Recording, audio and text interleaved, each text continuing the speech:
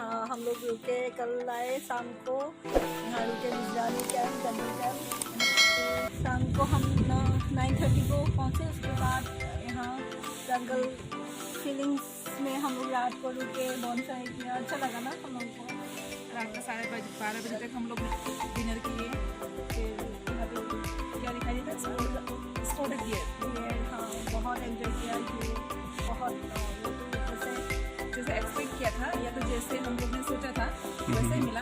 बस मेरा मील ठीक नहीं हुआ। इसको चाहिए कि एक जंगल वाला फीलिंग्स या तो सिटी से आउटस्कर्ट आप अगर नेचर लवर है तो आप बिजरानी जंगल कैंप ज़रूर विजिट कीजिए। और हम दोनों ने बहुत अच्छे से टाइम स्पेंड किया यहाँ। और आप ये जंगल सफारी, मॉर्निंग का सफारी अच्छा रहा हम लोग को।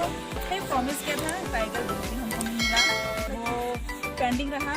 हम नेक्स्ट टाइम विजिट करेंगे तो टाइगर पकड़ के रखेंगे बोला। बिल्कुल है। बिल्कुल। ये भी एक टाइप का सर्विस ही हुआ, तो आप जरूर। Apart from that everything was